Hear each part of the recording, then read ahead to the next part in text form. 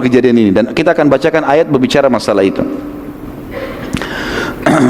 Pada saat itu teman-teman sekalian, Abu Sufyan belum tahu kalau Quraisy sudah tiba di wilayah Badr, dan ia terus menyelamatkan kafilah dengan menelusuri gunung demi gunung hingga keluar dari wilayah Badr dan keluar ke pesisir Laut Merah dan berhasil selamat dari pasukan muslimin. Sesuatu yang merupakan rekayasa Allah Azza wa Jalla, tanda kutip di sini, ketiga kelompok tersebut tidak satu pun saling mengetahui keberadaan masing-masing.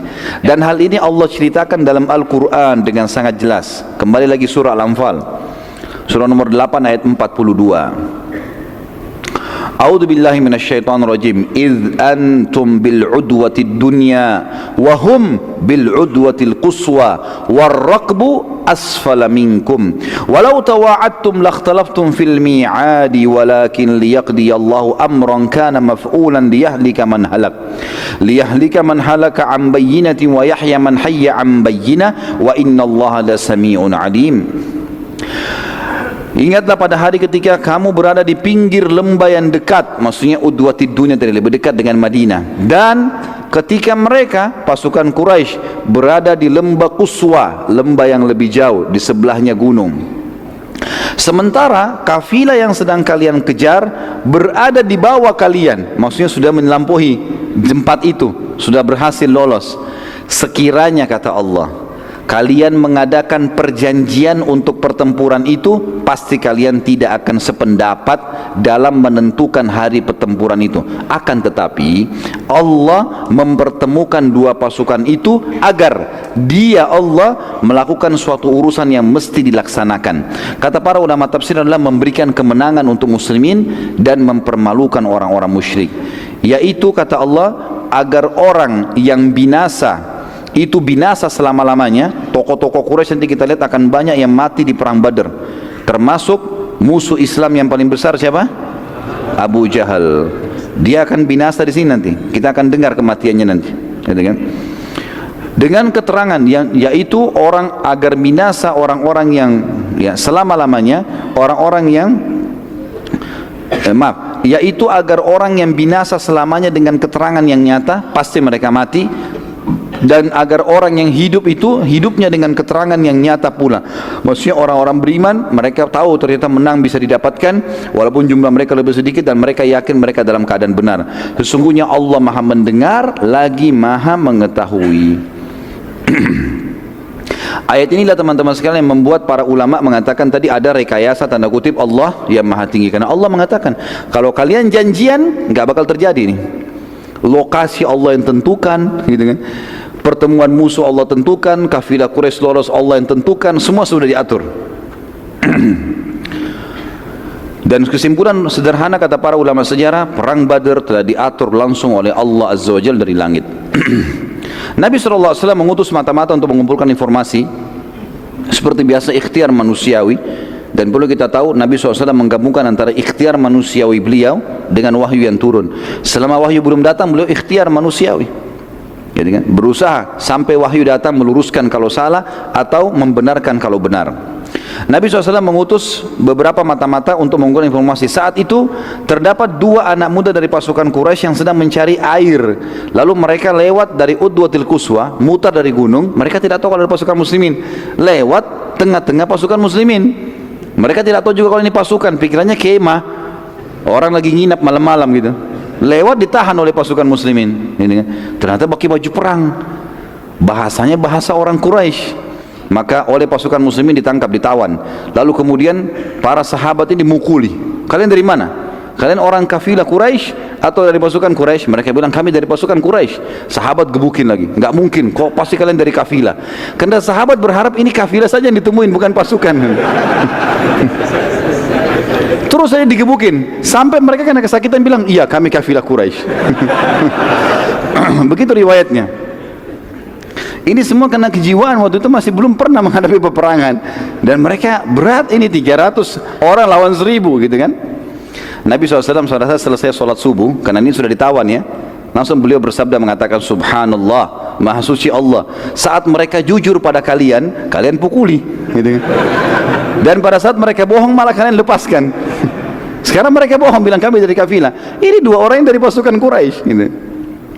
Abu Sufyan pada saat itu berhasil menyelamatkan kafilah teman-teman sekalian, dan posisinya sudah berada jauh di belakang pasukan Quraisy, sudah menuju ke jalan Mekah. Abu Sufyan pun pada saat itu tahu informasi, dia kirim orang-orang tinjau lokasi, ternyata pasukan Quraisy dilihat sudah ada, sudah pagi hari, pasukan muslim sudah ada.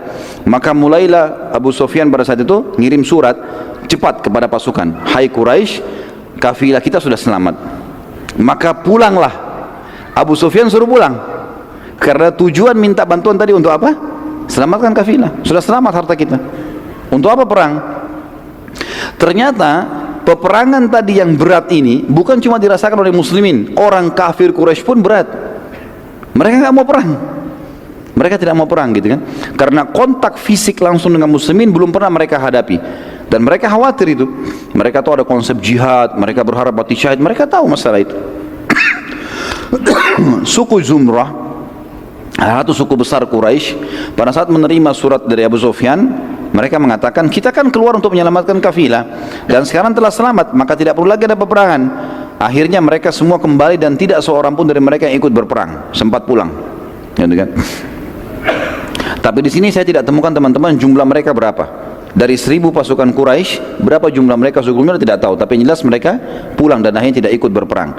Suku Hashim, suku Nabi SAW, tapi ada di antara mereka yang kafir kan.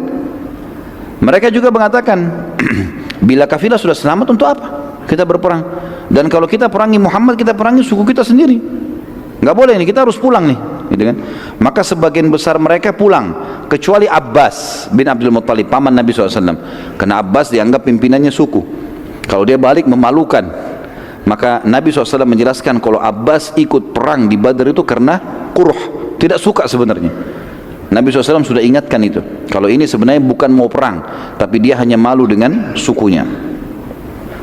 Kemudian pembicaraan tentang balik ke Mekah ini mulai ramai di antara pasukan Quraisy, dan akhirnya mereka banyak yang siap-siap.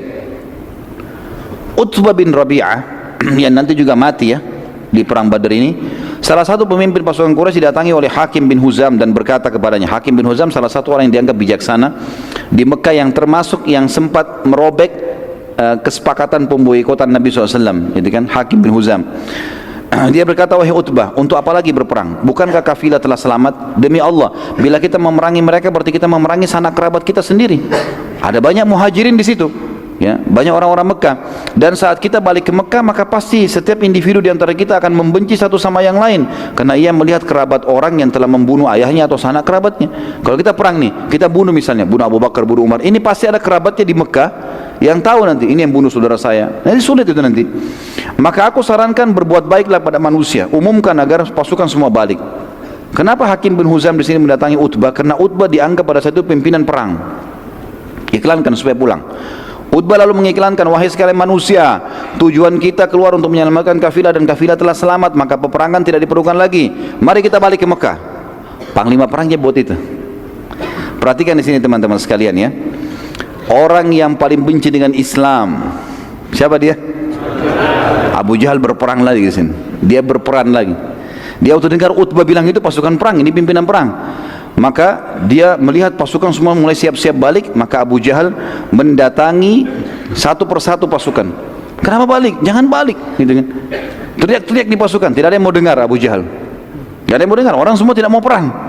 Dan dianggap dia bukan pimpinan perang. Abu Jahal lihat di pasukan ternyata ada Amir al-Hadrami. Siapa Amir al-Hadrami teman-teman sekalian? Adalah ayahnya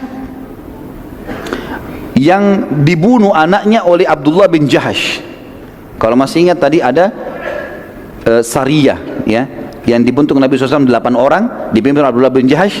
Kemudian ada 2 orang sahabat, Utbah bin Ghazwan dan Sa'ad bin Abi Waqqas yang hilang, sisa 6 orang menyerang. Kan ada 2 orang dari orang Quraisy yang ditawan, 1 terbunuh. Yang terbunuh ini anaknya si Amir ini. Amir keluar ini untuk membalas kenapa anaknya dibunuh oleh Abdullah bin Jahash. Juga mau ikut pulang, Abu Jahal dekati. Dia mengatakan, wahai Amir, ya, dia bilang sama orang ini kan, wahai Amir, apa kau tidak lihat orang-orang semua akan kembali ke Mekah dan mereka tidak akan membalas kematian anakmu? Amir lalu terus dimotivasi oleh Abu Jahal, ingatlah darah anakmu tumpah, anakmu mati, dibunuh oleh Abdullah bin Jahash, itu pasukan muslim. Kalau kau sekarang biarkan mereka pulang dan kau tidak menarik pasukan ini, maka pastilah anak kamu tidak ada balasannya sama sekali. Dan percuma kalau dari Mekah. Terus dimotivasi dengan kalimat-kalimat sampai akhirnya Amir mendatangi atau pergi ke tengah-tengah pasukan, lalu ia duduk di atas tanah. Dia buru-buru ke depan pasukan, lalu duduk tiba-tiba di atas tanah. Orang semua jadi berhenti lihat, kenapa ini Amir duduk di atas tanah? Kemudian Amir mengambil tanah dan dia taruh di kepalanya, ya, sambil dia menangis dan mengatakan, sungguh kasihan aku, sungguh kasihan aku, kalian tega meninggalkan membalas kematian anakku.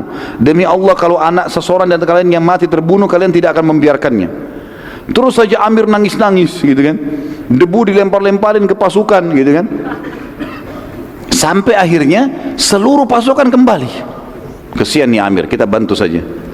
Ini semua gara-gara idenya Abu Jahal. Saat itu teman-teman sekalian, tidak seorang pun dari Quraisy, juga muslimin saling tahu posisi satu sama yang lain, tentunya tidak saling tahu kalau pasukan. Nabi SAW keluar bersama Abu Bakar berdua ini, mengumpulkan informasi.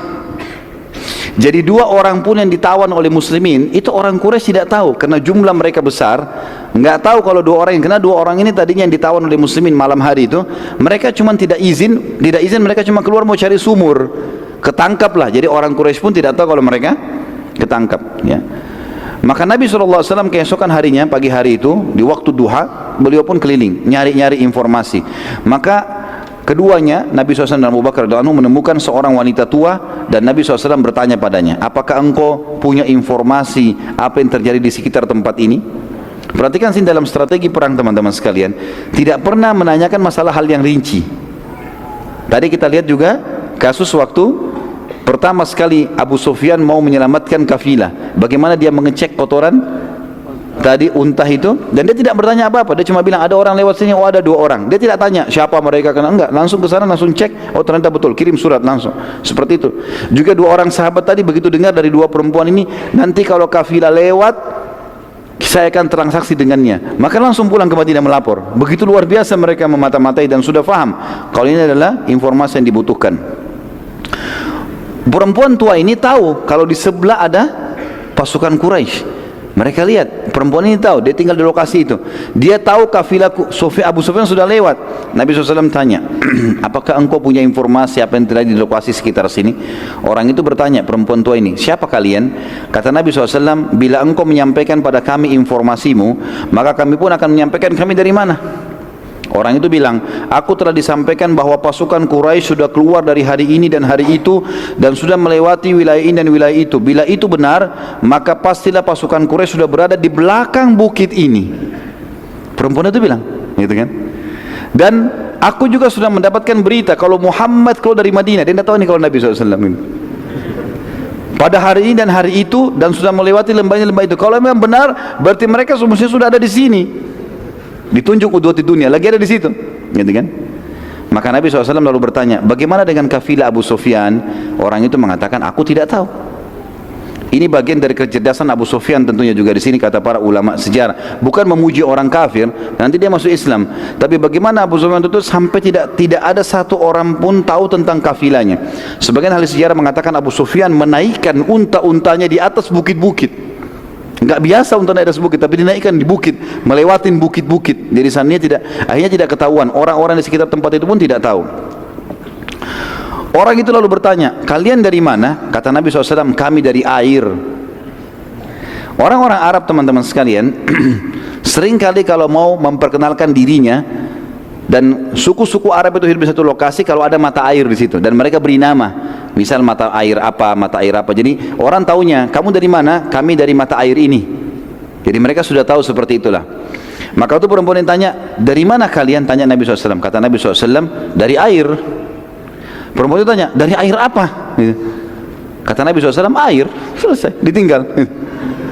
Jadi yang dimaksud oleh Nabi SAW adalah, bisa kata ahli sejarah air, mata air Madinah tapi tidak disebutkan, atau yang dimaksud adalah kami dari sperma, dari air. Kata para ulama, Nabi SAW mengatakan kami dari air manusia, selesai. Dan tidak perlu menjawab lengkap, gitu kan? Kalau dijawab, perempuan ini akan memberitahukan Quraisy nanti. Setelah itu Nabi SAW sudah tahu ternyata di belakang bukit ini saja sudah ada pasukan Quraisy.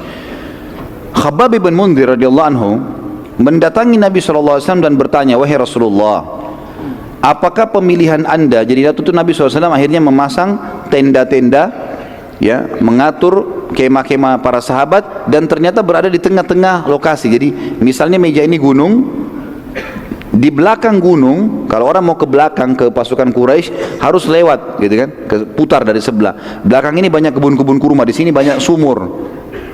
Maka kalaupun Quraisy mau nyerang, mereka harus mutar gunung baru bisa berhadapan dengan Nabi SAW. Nabi SAW meletakkan pasukan berkemah di tengah-tengah lembah. Jadi bukan di dekat sumur, tapi di tengah-tengah lembah. Harapannya nanti kalau Quraisy mutar lebih dekat untuk dilawan gitu.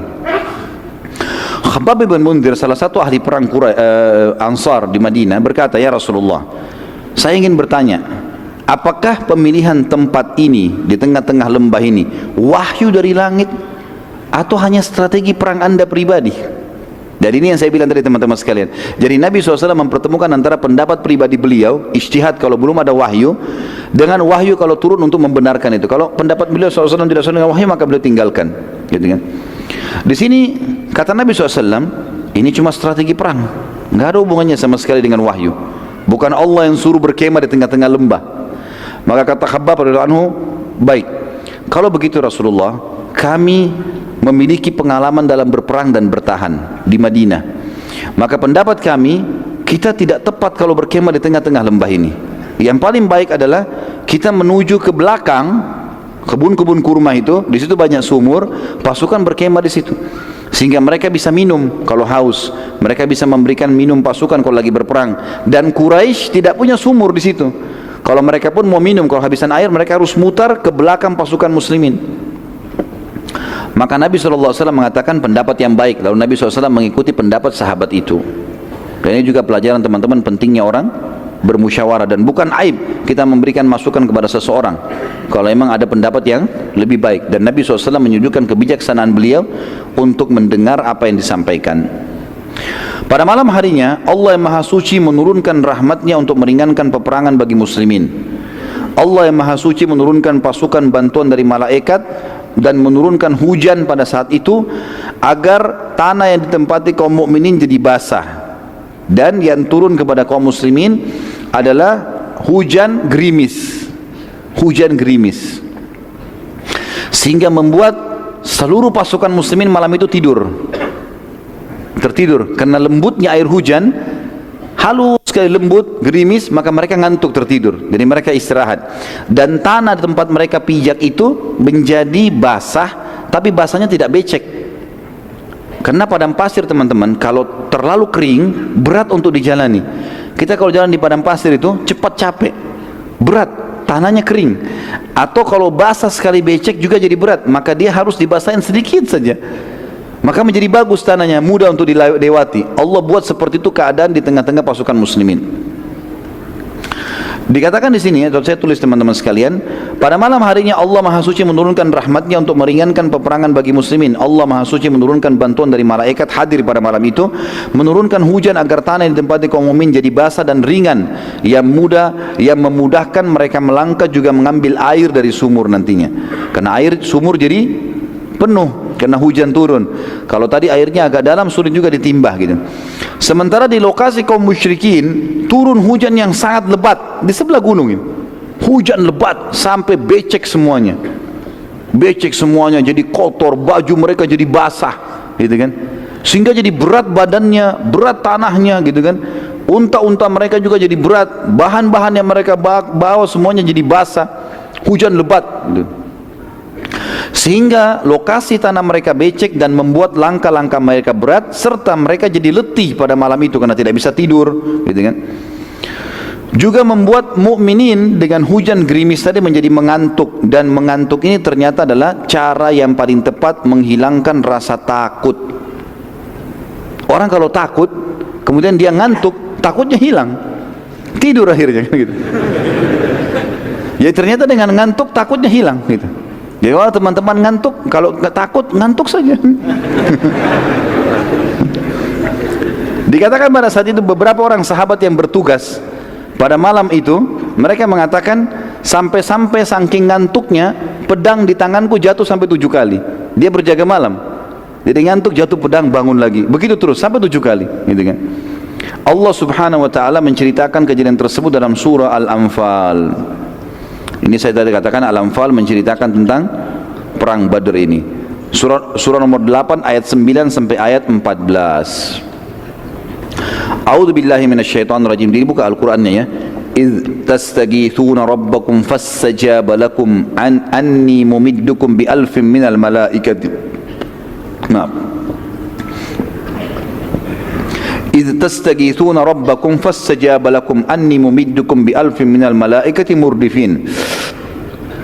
وما جعله الله إلا بشرى ولتطمئن به قلوبكم وما النصر إلا من عند الله إن الله عزيز حكيم. إذ يغشيكم النعاس أمنة منه وينزل عليكم من السماء ماء ليطهركم به ويذهب عنكم رجز الشيطان وليربط على قلوبكم ويثبت به الأقدام. إذ يوحي ربك إلى الملائكة أني معكم فثبتوا الذين آمنوا سألقي في قلوب الذين كفروا الرعب فاضربوا فوق الأعناق واضربوا منهم كل بنان ذلك بأنهم شاقوا الله ورسوله ومن يشاقق الله ورسوله فإن الله شديد العقاب ذلكم فذوقوه وأن للكافرين عذاب النار. Ayat 9-nya, ingatlah ketika kamu memohon pertolongan kepada Tuhanmu, atau kalian memohon pertolongan kepada Tuhan, minta kemenangan, lalu diperkenankan untuk kalian, atau di sini bisa dikatakan dikenankan untuk Muhammad SAW. Sesungguhnya aku akan mendatangkan bala bantuan kepada kamu semua dengan 1000 malaikat yang datang berturut-turut. Ayat 10-nya, dan Allah tidak menjadikan bala bantuan itu melainkan sebagai kabar gembira dan agar hatimu menjadi tentram karenanya, dan kemenangan itu hanya dari sisi Allah. Sesungguhnya Allah Maha Perkasa lagi Maha Bijaksana. Ayat 11, ingatlah ketika Allah menjadikan kalian semua mengantuk sebagai suatu penentraman darinya. Jadi hujan gerimis turun, ngantuk, jadi hatinya jadi tentram, hilang rasa takutnya. Dan Allah menurunkan kepada kalian hujan dari langit untuk mensucikan kalian dengan hujan itu, dan menghilangkan dari kalian gangguan-gangguan syaitan, dan untuk menguatkan hati kalian dan memperteguhkan dengannya, dengan hujan, telapak kaki kalian. Jadi tanahnya jadi basah tadi, kakinya bisa lebih mudah untuk menyerang musuh nantinya. Kemudian ayat 12-nya, ingatlah ketika Tuhanmu mewahyukan kepada para malaikat, sesungguhnya aku bersama kalian, maka teguhkanlah pendirian orang-orang yang beriman. Kelak aku akan jatuhkan rasa ketakutan di dalam hati orang-orang kafir, maka penggallah kepala-kepala mereka dan potonglah tiap-tiap ujung jari tangan mereka. Jadi perintah Allah kepada malaikat. Nanti kan kita pelajari setelah perang Badar bagaimana Nabi SAW mengatakan, maukah kalian tahu mana korban kalian, mana korban malaikat? Maka para sahabat mengatakan, ya Rasulullah. Kata Nabi SAW, kalau kalian temukan di bekas tebasan leher ada bakar, luka bakar dan jari-jari terputus, itu adalah korban malaikat. Karena Allah menyuruh itu, menyuruh malaikat penggal leher-leher mereka dan potong jari-jari mereka. Ayat 12 Al-Anfal. Ayat 13-nya, ketentuan demikian itu adalah karena sungguhnya mereka menentang Allah dan Rasulnya, dan barang siapa yang menentang Allah dan Rasulnya maka sungguhnya Allah amat keras siksaannya. Ayat 14, itulah hukum untuk mereka di dunia, dan maka rasakanlah hukuman itu bagi orang kafir. Sungguhnya bagi orang-orang kafir itu masih ada azab di akhirat nanti. Sa'ad bin Mu'adz radhiyallahu anhu, sahabat Nabi yang mulia yang kita sudah tahu masyhur, pimpinan tadi Aus, berkata pada Nabi SAW, wahai Rasulullah, sungguh anda sudah lebih tahu apa yang akan terjadi, peperangan apa yang akan terjadi, dan di Madinah terdapat saudara-saudara kami yang bukan tidak ikut dan mendukung anda karena takut, tapi mereka tidak tahu kalau terjadi peperangan. Niscaya kalau mereka tahu, mereka tidak akan meninggalkan anda sama sekali. Bila anda setuju ya Rasulullah, kami akan jadikan buat anda kemah di belakang pasukan, dan kami siapkan pula buat anda tunggangan khusus unta yang terbaik kami. Bila kami menang, maka itulah harapan kami semua. Tapi bila kami kalah, anda masih bisa menyelamatkan diri ke Madinah dengan menunggangi unta tersebut dan bertahan di Madinah sehingga Islam tidak hilang. Karena kalau anda juga ikut mati, maka habis Islam ini. Artinya di sini ikhtiarnya Sa'ad radhiyallahu anhu sebagai manusia. Maka Nabi SAW berkata, sungguh pendapat yang baik. Lalu orang-orang Ansar membuat kemah khusus buat Nabi SAW untuk berteduh, dan Nabi SAW dari situ memantau peperangan.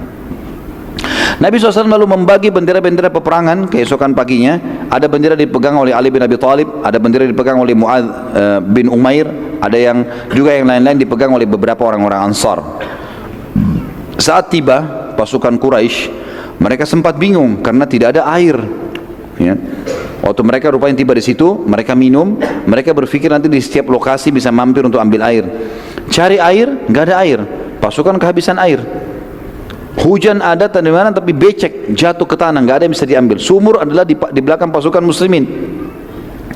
Lalu pada saat mereka siap-siap mau perang, kondisinya lemah karena semalam tidak tidur, badan mereka basah, logistik mereka basah, air mereka kehabisan, gitu kan?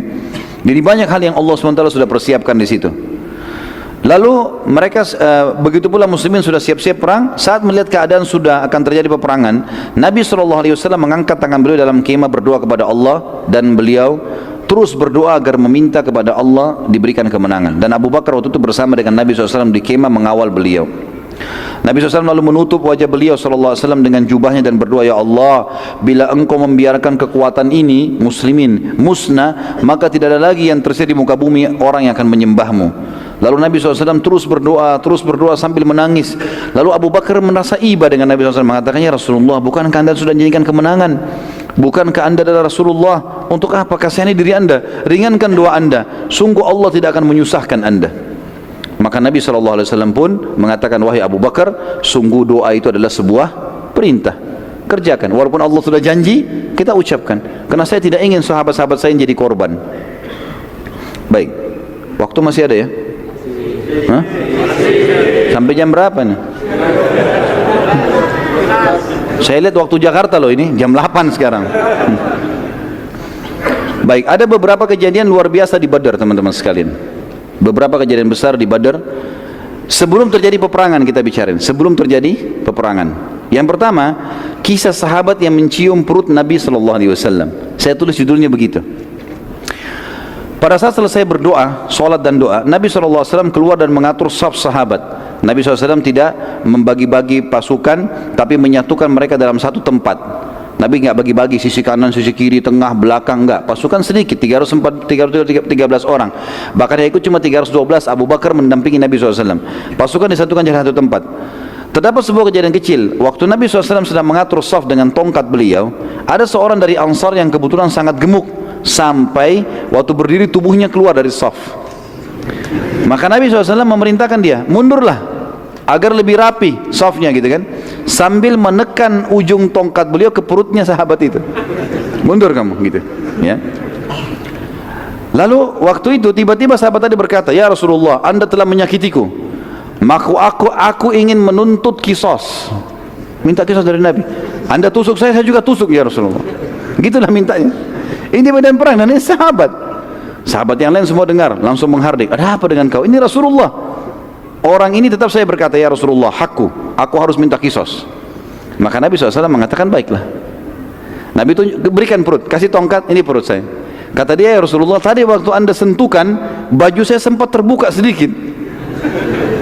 Maka kena dengan tongkat anda kulit saya juga mau begitu ya Rasulullah. Maka yang terjadi, Nabi SAW bukain sedikit baju. Waktu terbuka, ternyata orang ini datang langsung memeluk perut Nabi SAW lalu menciumnya, gitu kan. Lalu kemudian Nabi SAW menanyakan, kenapa kau lakukan itu? Dia bilang, ya Rasulullah, sekarang musuh depan mata, jelas-jelas ini antara mati atau hidup. Saya ingin sebelum saya mati yang terakhir tersentuh dengan kulit saya adalah kulit anda. Ini kejadian unik yang luar biasa. Maka Nabi SAW pun tersenyum. Tapi ini tentu satu orang, nggak mungkin orang semua buat itu ya. Pada saat itu teman-teman sekalian terjadi hal yang lain sebelum peperangan, namanya mubarazah, perang tanding. Orang-orang Arab dulu punya tradisi, sebelum perang yang besar, mereka perang tanding, keluar jagoannya sana, jagoannya sini, saling duel gitu kan. Itu untuk memotivasi pasukan, siapa yang kuat nih. Peperangan diawali dengan mubarazah atau perang tanding secara individu, dan awal yang keluar dari pasukan Quraisy adalah Aswad bin Abi Aswad. Ini orang yang pertama keluar dari Quraisy, Aswad bin Abi Aswad. Ini gampang dihafal namanya, hitam anaknya hitam gitu ya.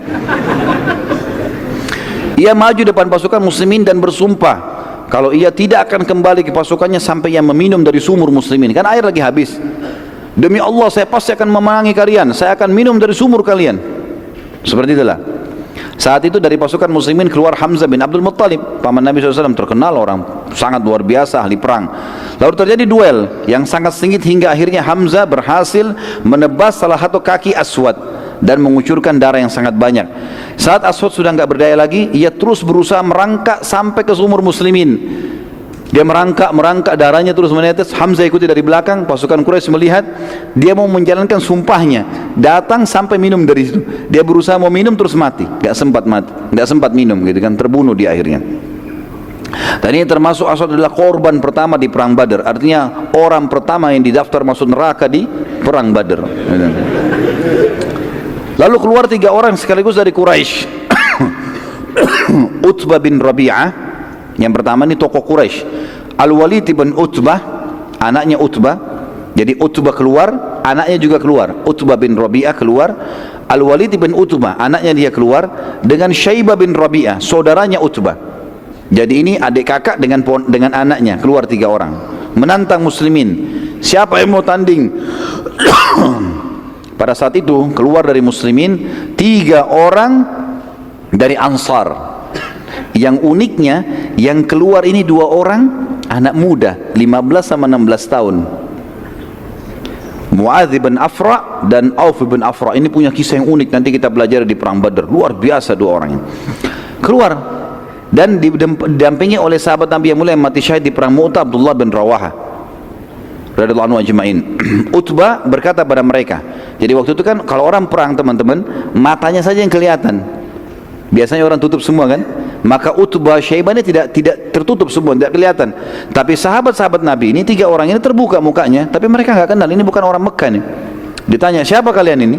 Maka masing-masing menyebutkan nama-namanya dan nasabnya. Kata Utbah, sungguh kalian dari turunan terhormat, kami pernah dengar ini dari orang Madinah, tapi kami ingin berhadapan dengan anak-anak suku kami sendiri dari Quraisy.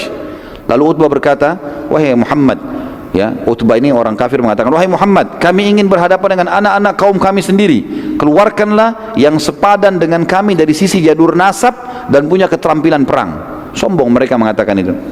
Maka Nabi SAW lalu berkata, berdirilah wahai Ubaidah. Ubaidah ini adalah sepupu Nabi SAW.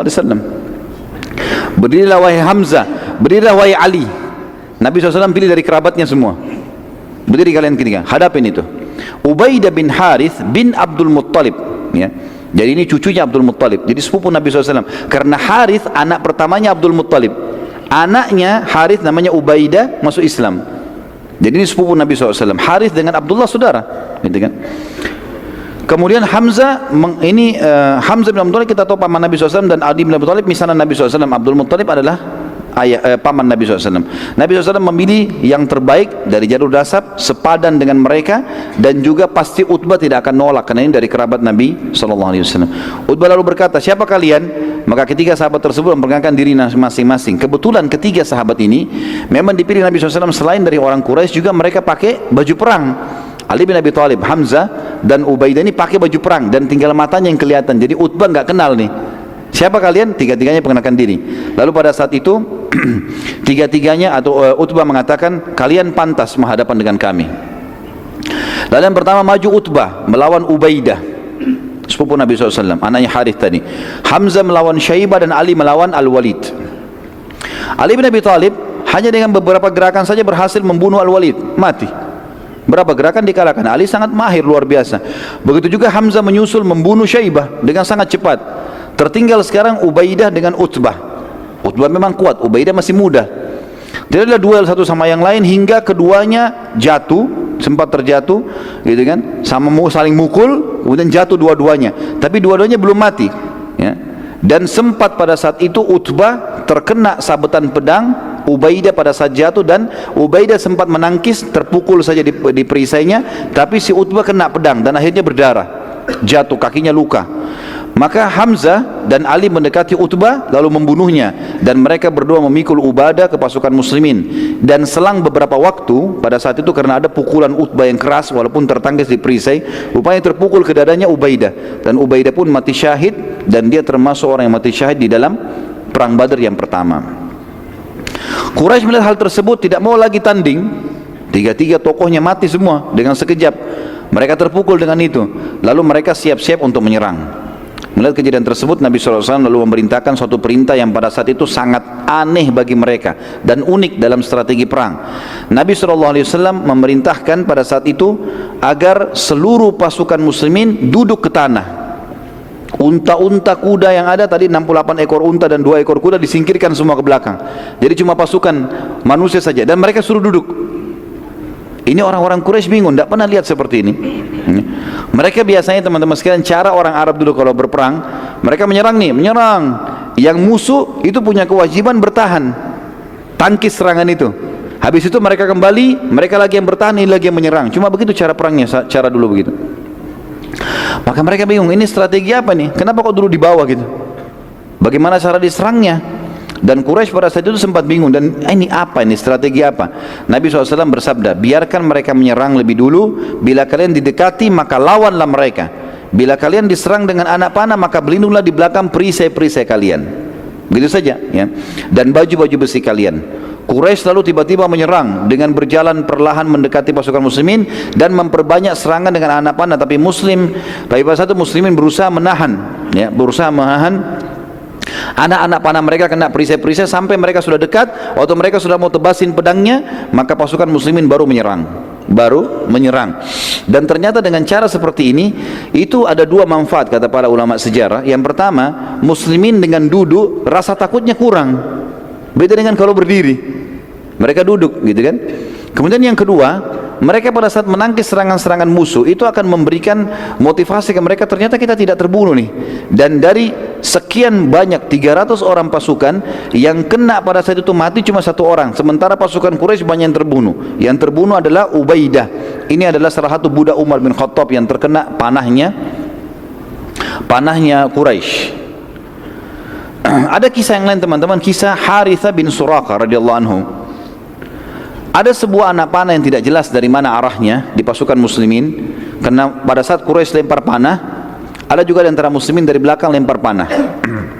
Ada satu orang namanya Harithah bin Suraqah, ini kena panah dan tidak jelas orang ini mati di kena panahnya orang Islam atau panahnya orang Quraisy. Dan ini perlu teman-teman kita ketahui.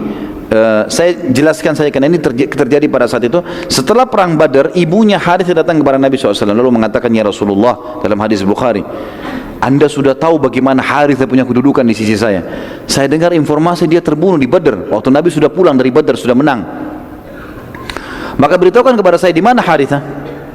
Mati syahid ke masuk surga atau dia sekarang tidak jelas kena panahnya muslim, mungkin dia masuk neraka? Kata Nabi SAW, wahai ibunya Harithah, sungguh kau telah kehilangan informasi. Anakmu Harithah mati syahid dan sekarang dia berada di surga Firdaus yang tertinggi. Kisah yang lain, kisah Umair bin Hammam radhiyallahu anhu bin Hubab ya. Saat pasukan Quraisy mulai menyerang, Nabi SAW memerintahkan sahabat. Jadi waktu sudah menyerang, mereka diserang oleh muslimin, mereka mundur. Atur lagi strategi mau menyerang muslimin. Waktu mau menyerang yang kedua kali, Nabi SAW kembali mau mengatur pasukan. Jadi begitu zaman dulu mereka masih bisa mengatur strategi perang, diatur perang. Lalu Nabi SAW memerintahkan sahabat untuk menyerang pada saat itu terlebih dahulu. Maka para sahabat berusaha menyerang pada saat itu. Dan Nabi SAW kembali ke kemah untuk sholat dan berdoa untuk menang kaum muslimin. Dan beliau bersabda pada saat itu ya, waktu pasukan sudah mau disuruh menyerang, kata beliau, sekarang kalian yang serang lebih dulu, jangan tunggu lagi dengan duduk, ini serangan yang kedua. Tapi ingatlah, ada pesan penting, ada wahyu datang. Dalam hadis Bukhari Muslim kata Nabi SAW, demi Allah, tidak seorang pun dari kalian terbunuh di sini dalam peperangan ini. Sekarang kalian nyerang nih, terbunuh, kecuali pasti masuk surga yang luasnya seluas langit dan bumi. Salah satu sahabat Nabi yang bernama Umair bin Hammam radhiyallahu anhu berkata, lagi pegang kurma berapa butir, dia mengatakan, bakhin ya Rasulullah, indah sekali nih ya Rasulullah, indah sekali, ulangi ya Rasulullah. Kata Nabi SAW, demi Allah, wahai Umair, disebut namanya dia, tidak seorang pun dari kalian terbunuh dalam peperangan ini kecuali ia pasti masuk surga yang luasnya seluas langit dan bumi. Umair bilang lagi, bakhin ya Rasulullah, indah sekali ini. Orang Arab bisa mengatakan kalau itu bakhin gitu kan. Maka Nabi SAW mengatakan, kenapa engkau katakan itu? Kata Umair, ya Rasulullah, aku hanya tinggal menghadapi orang-orang ini, Quraisy, dan aku terbunuh ditusuk oleh mereka, lalu masuk surga seluas langit dan bumi. Kata Nabi SAW, iya. Kata Umair, itulah sebabnya saya mengatakan bakin ya Rasulullah. Maka Nabi SAW mengatakan, siap-siap, takbir, seranglah. Begitu Nabi SAW takbir, sahabat takbir, serang. Umair ini pegang ada kurma 2 butir di tangannya, pasukan lagi menyerang. Dia bilang di dalam riwayat Bukhari, demi Allah, bila aku harus menunggu menghabiskan kurma ini masih lama. Innalah hayatun tawilah. Dilempar butiran tersebut, lalu dia masuk menyerang sampai dia terbunuh mati syahid. Kemudian ada kisah yang lain teman-teman sekalian. Waktu itu terjadi peperangan kecamuk, turunnya malaikat. Nabi SAW lalu kembali ke kemah dan peperangan pun berkecamuk. Sementara Nabi SAW berdoa, tiba-tiba saja beliau ngantuk berat dan tertidur sekejap. Itu sekejap, ya. Abu Bakar melihat Nabi SAW lagi peperangan kecamuk ini. Nabi tadinya serius melihat, dan pada saat itu tiba-tiba beliau terkaget. Baru beberapa saat, berapa detik kalau kita sekarang terbangun. Lalu beliau tersenyum, dan Abu Bakar pun bertanya, wahai Rasulullah, kenapa anda tersenyum? Kata Nabi SAW, bergembiralah wahai Abu Bakar. Abu Bakar berkata, apa berita gembira itu ya Rasulullah? Abu Bakar bertanya, apa berita gembira itu ya Rasulullah? Kata Nabi SAW, ini Jibril telah datang dengan menunggangi kuda putih dan bersamanya 1000 malaikat. Quraisy jumlahnya 1000 kurang, ya. Sekarang malaikat datang, kalau malaikat saja lawan sudah cukup, gitu kan. Belum pernah teman-teman sekalian, kata ahli sejarah, malaikat terlibat dalam peperangan kecuali perang Badar. Ini pendapat yang paling kuat. Peperangan yang lainnya Allah SWT tidak turunkan lagi bantuan malaikat, tapi mereka hadir menyaksikan, iya. Tapi ikut berperang tidak pernah, kecuali di Badar. Nabi SAW lalu keluar dari kemahnya, kemudian beliau menggenggam tanah dan melempar tanah tersebut ke arah Quraisy, sambil beliau bersabda, sungguh terhina wajah-wajah kalian. Beberapa sahabat yang pada saat itu di perang Badar masih dalam keadaan kafir berkata, demi Allah, waktu Nabi SAW melempar tanah itu kami menyaksikannya. Dari pasukan kafir kami menyaksikan. Mereka masih kafir, nanti masuk Islam. Dan tidak seorang pun di antara kami kecuali kena matanya debu itu. Lemparan pasir, padahal cuma segenggam, ya. Ratusan orang ini semuanya kena dengan itu. Pelemparan tanah tersebut Allah ceritakan dalam Al-Quran. Kembali surah Al-Anfal ayat 17 sampai 18. A'udzu billahi minasyaitonir rajim. Falam taqtuluhum walakinnallaha qatalahum wa ma ramaita idh ramaita walakinnallaha rama waliyubliyal mu'minina minhu bala'an hasana innallaha sami'un alim. Dzalikum wa annallaha muhinu kaidil kafirin. Maka yang sebenarnya adalah bukan kamu yang membunuh mereka, hai Muhammad. Bukan pasukan yang membunuh orang-orang Quraisy, akan tapi Allah lah yang telah membunuh mereka. Dan bukan kamu yang melempar pada saat kau sedang melempar, tapi Allah lah yang telah melempar tanah itu sehingga menyebar ke mata pasukan Quraisy.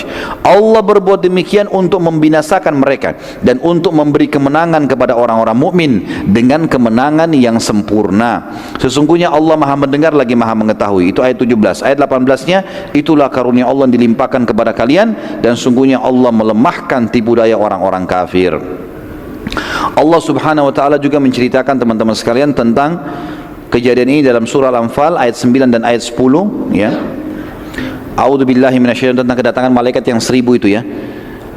إذ تستغيثون ربكم فاستجاب لكم أني ممدكم بألف من الملائكة مردفين وما جعله الله إلا بشرى ولتطمئن به قلوبكم وما النصر إلا من عند الله إن الله عزيز حكيم. Ingatlah ketika kamu memohon, hai Muhammad, kepada Tuhanmu pertolongan, lalu Allah perkenankan bagimu, sesungguhnya aku akan mendatangkan bala bantuan kepada kamu, hai Muhammad, dan pasukanmu 1000 malaikat yang turun atau datang berturut-turut, maksudnya bersamaan.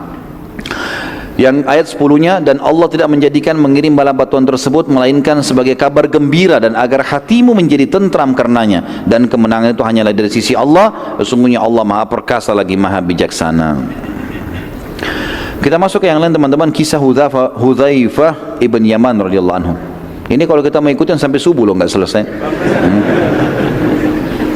Ini panjang kisahnya. Nabi SAW memerintahkan agar muslimin tidak membunuh Abul Bukhturi karena ia yang telah membatalkan pemboikotan terhadap Nabi SAW dan Bani Hashim juga Bani Muttalib. Masih ingat Abul Bukhturi?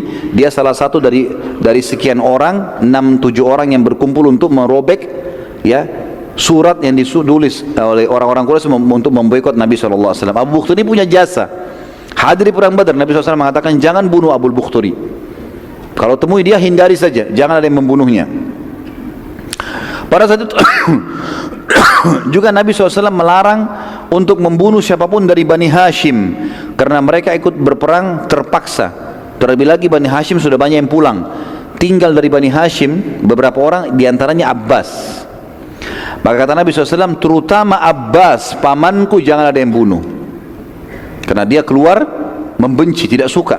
Nabi SAW tidak larang kalau ada di antara muslimin mungkin yang menyerang Abu Lahab, paman Nabi, tapi kafir memang. Abbas tidak berbeda, membenci itu, tidak suka, tapi dia terpaksa. Salah seorang dari sahabat namanya Hudzaifah bin Yaman radhiyallahu anhu sempat marah dengan Quraisy karena beberapa kerabatnya telah terbunuh di peperangan itu, di perang Badar.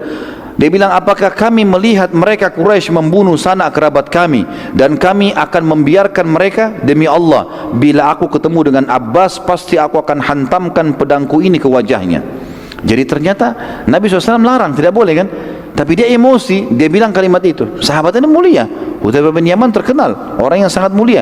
Tapi pada saat itu dia tidak tahu kenapa dia ucapkan kalimat itu. Dengan jengkelnya di medan perang, kok bisa Abbas dilolosin? Kalau Abbas ketemu saya akan bunuh, gitu kan? Nabi SAW saat mendengar perkataan Hudzaifah berkata kepada Umar bin Khattab, sedang berada di samping Nabi SAW, wahai Umar, apakah engkau akan membiarkan paman nabimu dibunuh? Umar langsung angkat pedangnya mengatakan, ya Rasulullah, gampang, izinkan saya tebas lehernya Hudzaifah. Selesai, saya bunuh. Hudzaifah sudah jadi munafik, anda larang bunuh, dia bilang bunuh, gitu kan?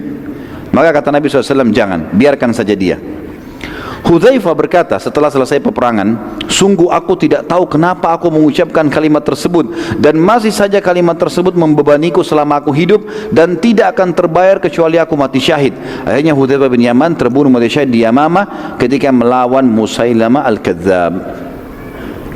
Ketika peperangan sedang berkecamuk, teman-teman sekalian, Abu Bukhturi dengan salah satu temannya sempat dilihat oleh beberapa sahabat, dan salah satu dari sahabat yang bernama Mujadzir radhiyallahu anhu. Mujadzir ini, teman-teman sekalian, berkata pada Abu Bukhturi, sesungguhnya Nabi kami telah melarang kami membunuhmu. Abu Bukhturi bilang, bagaimana dengan sahabatku ini? Ada teman di sebelahnya. Kata para sahabat, kami tidak dilarang membunuhnya, ya, cuma kamu saja sendiri. Abu Bukhturi bilang, aku tidak akan membiarkan sahabatku kalian bunuh. Mujadzir lalu berusaha menyerang sahabat Abu Bukhturi, tapi Abu Bukhturi terus menghalangi, dan akhirnya Mujadzir, ya, tidak sengaja melayangkan pedangnya, dan akhirnya Abu Bukhturi menyerang Mujadzir dengan pedang. Pada saat diserang, dia menangkis, kemudian dia menyerang tidak sengaja kepada Abu Bukhturi, dan Abu Bukhturi akhirnya terbunuh. Pada saat itu Nabi SAW sudah dipesan, jangan bunuh Abu Bukhturi, apapun alasannya, hindari. Tidak usah mau bunuh temannya, sama temannya pun ditinggalkan. Mestinya begitu perintah Nabi SAW. Mujadzir segera menghadap diri kepada Nabi SAW dan berkata, demi Allah wahai Rasulullah, aku tidak mau membunuhnya, tapi ia terus menyerangku hingga aku harus membela diri, dan akhirnya membunuhnya. Terus saja Mujadzir meminta ridho Nabi SAW sampai Nabi SAW memaafkannya. Dan kita renung di sini, teman-teman, bagaimana para sahabat sangat menjaga perintah dan juga larangan Nabi SAW. Lanjut lagi nggak ini? Subuh loh ini. Kisah Zubair bin Awam radhiyallahu anhu. Salah satu prajurit Quraisy yang terkenal dan sangat kuat namanya Ibnu Dzatu Kabsh. Ibnu Dzatu Kabsh ini, teman-teman sekalian, disebutkan dalam riwayat badannya besar, kekar, kudanya juga besar, dari kepalanya sampai kaki kudanya semua besi. Orang ini luar biasa, Ibnu Dzatu Kabsh, dan dia satu-satunya pasukan Quraisy yang punya pegangan pedangnya besi sepanjang lengannya, kemudian di ujung itu pedang lagi sepanjang 2 kali lengannya. Jadi besar sekali, gitu kan? Dan dia mengganggu muslimin pada saat itu. Tebas sana, tebas sini, jarak jauh dia sudah kenakin orang semuanya. Jadi banyak luka di antara muslimin dan banyak jadi korban. Salah satu sahabat datang kepada Nabi SAW mengatakan, ya Rasulullah, pergi ke kemah mengatakan, ya Rasulullah, Ibnu Dzatu Kabsh menyusahkan kami nih, luka sana, luka sini, banyak korban, dan dia berusaha menembus, ingin sampai ke kemah Nabi SAW. Maka Nabi SAW panggil Zubair bin Awam radhiyallahu anhu. Ini terkenal dengan sepupu Nabi, ya, ibunya adalah Sofia, tante Nabi SAW. Pada saat itu tergolong prajurit muslim pilihan yang memiliki kelihan dan dalam berperang, dan juga berkata, ya, dan Nabi SAW berkata padanya, selesaikan urusan kami wahai Zubair. Dan ini termasuk strategi perang teman-teman sekalian, berikan semua pekerjaan pada ahlinya. Jangan semua orang ditugaskan tugas yang sama, tidak. Ada yang ahli perang tanding, ya dia maju. Ada yang ahli strategi memanah, di tempat panah, ya. Ada yang menunggang kuda, dia harus masing-masing pada tempatnya. Di sini Nabi SAW tidak pilih sembarangan sahabat, dipilih Zubair. Zubair memang jeli. Di antara kejelian Zubair, dia sangat cepat menebaskan pedang dan sangat jeli pada saat melemparkan tombak. Kalau sasarannya di titik A, di titik itu kena. Jadi tepat sekali orangnya. Zubair berkata, aku pun lalu mendekati Ibnu Qabsh, mencari mana ini, poinnya di mana nih supaya dia bisa kena gitu.